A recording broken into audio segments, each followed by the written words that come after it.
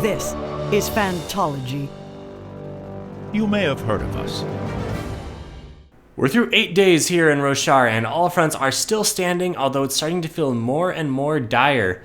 Kind of a surprise winner on the Day 8 power rankings, it's going to be Venli.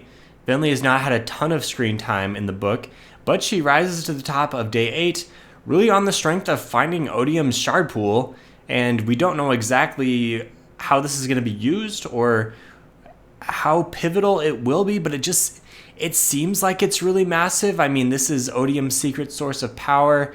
We've seen these shard pools in other Cosmere books, and we know that they are just vitally important. So hopefully we're actually able to take advantage of this. Right as Venli finds it, they get found out and they get pulled out of there. Fortunately, I don't think L actually knows what's going on with the shard pool, or I don't know. Like, does he know? Or you think he'd be more suspicious? Maybe Odium hasn't even told him. Anyway, Venli also stands up to L pretty strongly, pretty confident leader here. So I'm liking this from Venli. And then, I mean, we've also learned a lot about the history of the Shattered Plains and why things are. Like, this is all making sense with the power of the Everstorm and the reason Odium has committed so many troops. So it's really all coming together here. Nice day from Venli. And I hope that she's able to resist the offer from L and still kind of piece something positive together, hook up with Sigzil somehow. The heroic, like, helping in the fight that I was expecting from the Chasm Fiends and listeners, that doesn't seem to be coming just based off of circumstances, but it just seems like somehow this is going to link together and we're going to... I feel like something positive needs to happen because otherwise the Shattered Plains fight has just sucked for our heroes. Number 2 spot's going to be Zeth. Zeth has been on the top 5 rankings, I don't know, 4, 5, 6 times. He's always up there. He's having a great book. Yeah, a lot of character development here when he goes to the Dustbringer Monastery and finally refuses to fight and says, look, like, no matter what happens, I cannot do this anymore. This is not me. And it's Elid. Elid is the honor Nimi, or at least like the dead shadow of Elid. Still not sure what's going on with the shadows. But we do learn that Zeth is being groomed to be the next herald, to like reseal up the Oath Pact. And this is something that Nael and Ishar are in on together, and it's going to be Zeth. Like, we've talked about reforming the Oath Pact quite a bit over the past couple books. Well, I mean, here and there, but like it's certainly been something that's always seems like a possibility, seemed like that could be the end of the book here. And now we're kind of getting to it, and I don't know. I mean, it seems like it's being offered a little too easily, and I'm sure there's going to be another twist here, but Zeth seems to be going along with it. Like, he's not super pumped about it, but he's like, okay, this is something positive that I can do. And he has a little chat with his Heispren 12124, and the Heispren seems to also be okay with it and makes a personal sacrifice because it's going to also go to Braze if Zeth the Herald dies. So mostly kind of development stuff here from Zeth, but I think, this is the culmination of a lot of what we've seen from him throughout the book, and interested to see if he actually accepts the offer and if he becomes a herald. Didn't even mention the flashback stuff here, really fairly massive reveals here, in that Zeth finally meets the voice, or at least he gets right up to the point where he meets the voice and then he bails on it. He's so convinced it's an unmade, and I am so sure it's not an unmade. Really, I mean, the strongest evidence against this is the voice started talking to him like 26 years ago, which was well before the heralds actually broke, and so the unmade would not have been freed from Braze. Like, this is not even possible based off the timeline. It's got to be something else. I still can't quite put together what it could be. We do see the tortured Spren, and we've seen a very similar picture at the end of Rhythm of War with Ishar. So I don't know. Is it just like Ishar that I don't know how that exactly fits in. I was thinking it maybe even like cultivation took a evil turn somehow. I mean, the voice talks about like the Spren need to change, and cultivation's got this connection to the Spren. I was thinking the Night Watcher for a while because we talked a lot about like the primordial gods and The night never really got mentioned, and the Shin people were out in the night, and so that would be the Night Watcher, but the Night Watcher's kind of kept to the valley. So anyway, these are the three: Ashara, Cultivation, and Night Watcher. That's the best I got. None of it really seems like super strong enough for me to make a guess. But I think we'll find out pretty soon.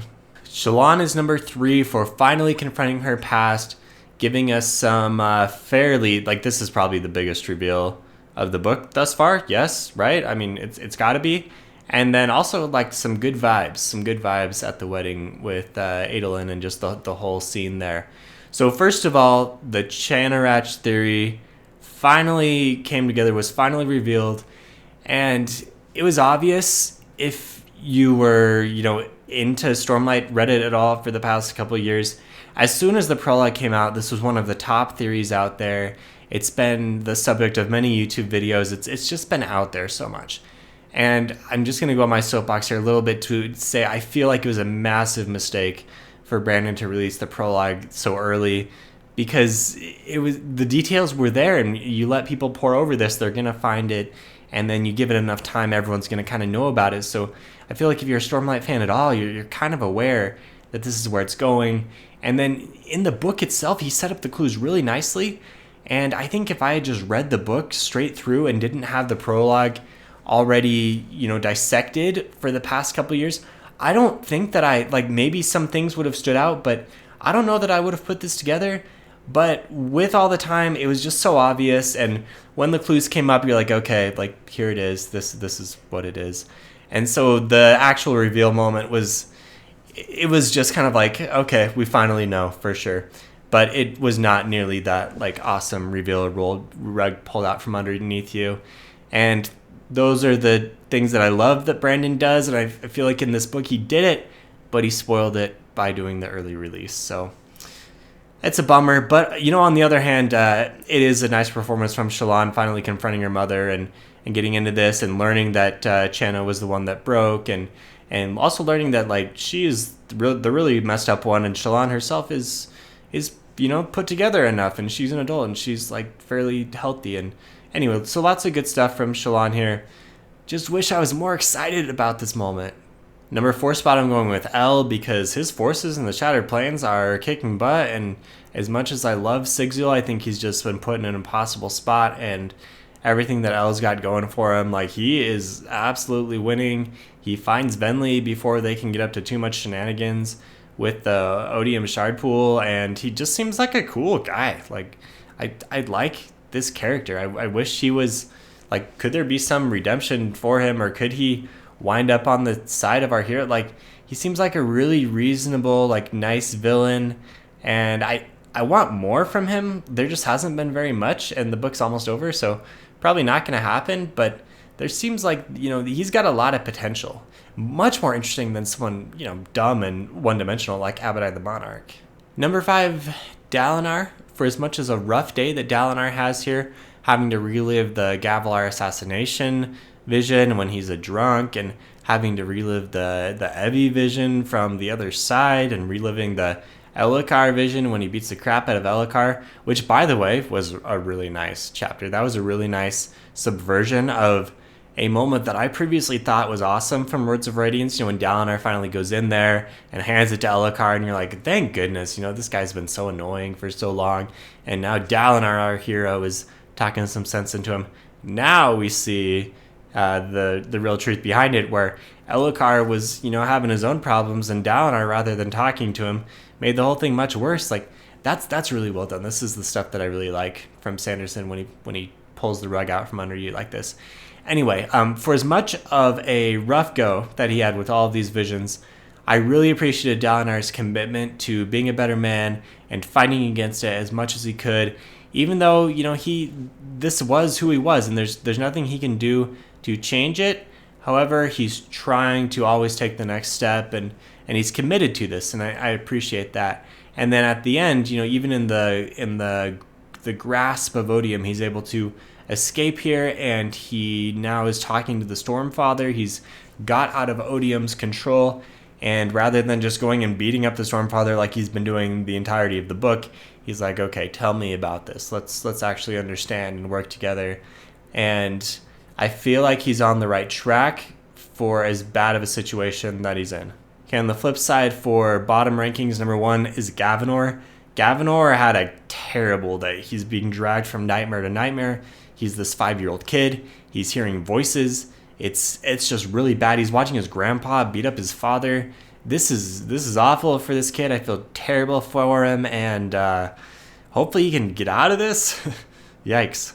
Number 2, Yasna. Yasna just kind of bemoans her mistakes in the deployment of the troops and hasn't been able to really help out in any way. And then Taravangian appears and says, we're going to have this debate tomorrow and I'm going to take Thalen City from you. And like, I wish Yasna had more to do in this book. She's just kind of been put off to the side and in a tough spot and hasn't really been able to do anything interesting. So yeah, bad day for her.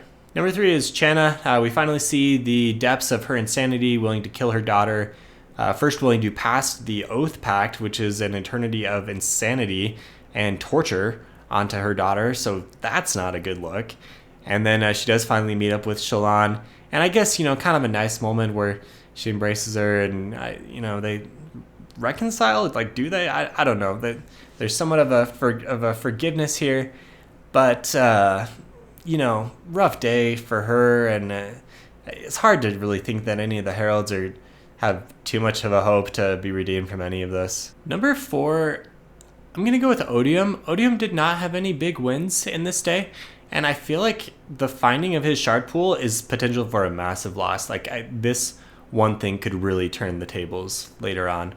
Not really sure how, but we've seen this be so important before in other books, and I think it could. And then, he's got all of our heroes kind of under his thumb here in the spiritual realm, but Dalinar's able to escape, and we just haven't seen him for as much of control that it seems that he's exerted over these first 8 days. He hasn't had any super massive wins, so I feel like he may be getting a little cocky and maybe kind of just riding that line between control and victory, and he's got to cross it at some point. Maybe he's just prepared for a huge day 9 and 10. We'll see, but day 8 was not great for him. Number 5 spot is going to the duo of Rissyn and Wit.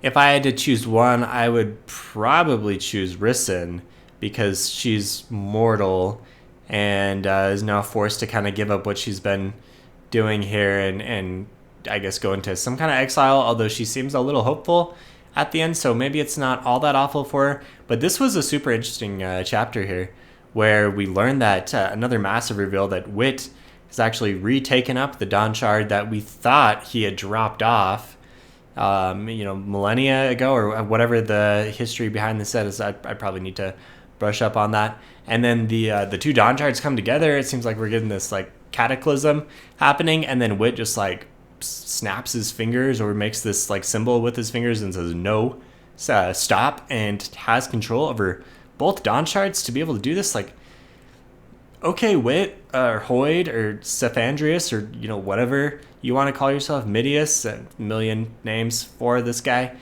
This is really cool, interesting, but at the same time, it's a bad day for him because he's been found out. And I guess both sides have agreed that we are just going to go our separate ways and never speak of this again. But clearly Wit does not want anyone to know this, that he's actually got the Dawn Shard. So really interesting as a reader, probably bad for both these characters. Okay, what else happened that I didn't mention in the power rankings? Sigzil. Sigzil casually defeats Yelignar, maybe not on his own, but with his team of Radiants. And this just feels like a deleted scene. Like, we took down Amram yet again, and it's not even mentioned. Maybe Brandon could write that one day as a little extra bonus or something, because that sounds like a cool fight.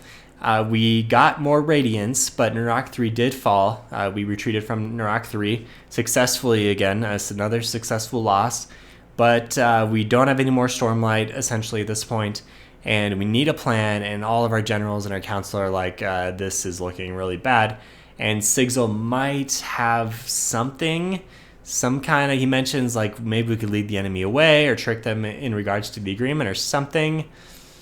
Okay, we need something because it looks bad. A couple other things with Dalinar. So he learns that it's Taravangian. Yasna and Dalinar have both now learned that Odium is now Todium, and the jig is up here, no longer a big secret. And then he's contacted by a voice that sounds like Noadon kind of doing these Way of Kings type of life advice and talks about pain and these values that Dalinar has embraced. What is this voice? On the Kaladin side, he gets Nail chatting about the good old days, saving people as a herald, and he's making even some progress with his other patient here, Nail the Herald. I guess that'll hopefully pay off at some point. Kaladin's doing pretty well throughout the book. He hasn't had any like huge moments, no big fights or anything, but for a character like this has been some really nice fulfillment of Kaladin's arc. On the Venli side, we've now had like 3 different conversations with Leshwi about resisting Odium and if she's going to be able to or not. Like, this seems like something important will happen here with Leshwi. There's going to be some pivotal moment where I think she does decide she's able to. Hopefully she does. We got to have something positive happen at the Shatterplains. Forgot to mention in the Zeth flashbacks that at the end of this, he's now gathered his Windrunner acolytes to war against the rest of the Honor Nimmies, and I guess I should have realized that becoming a Truthless requires, like, it's a pretty big issue. So what's happened here is he's started a rebellion, and it's not going to go well for sure. And I think the punishment is going to be he becomes a Truthless. I think we're almost at the end of his backstories. Then for Shalon, can I just quickly say I really wish that I had gone to the World Hopper ball at Dragonstone Nexus, because I wonder if they had someone like low-key playing Shanna at the back of the wedding, because it was Shalon and Adolin's wedding, like, reenacted at Dragonstone Nexus, if you're not sure what I'm talking about. But did they have Shanna back there, and was this like true to the to how Brandon wrote the scene here?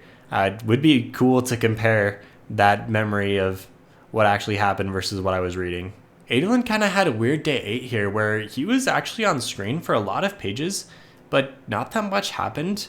It's kind of weird. Like, Sanderson's done a really good job with the pacing of most of the book here, but I feel like we're getting a lot of this Yanagan Towers back and forth, and like, where is it going? I just don't understand where it's going. We need a good payoff for this, and even like an extended part where Gezimal, the son of Kushkam, is now on latrine duty, and we're chatting with them about like loving things that are broken, and Adolin kind of thinks of Dalinar, and Gezimal thinks of Azimir itself, and like some good moments, but at the same time, where's it going? And not like, where's the conflict with Azimir going? I understand that, like, the lines are barely holding, and we're nearing the end of this conflict, and it doesn't look great, but just in day 8 in Adolin's pages, there needs to be payoff for this character relationship and these things that we're building, and haven't seen it yet. And then finally, Odium has a short little interlude where he considers just wiping out Honor's power, just wiping it out, because it's been coalescing too much in the spiritual realm, and Dalinar was able to escape. And frankly, Odium should probably do this. Why doesn't he? Why doesn't he just do this? I'm not really understanding that. So maybe that's why Odium's on the bottom, because this seems like a good opportunity. And if he did this, like, wouldn't he just kind of win? Help me understand this.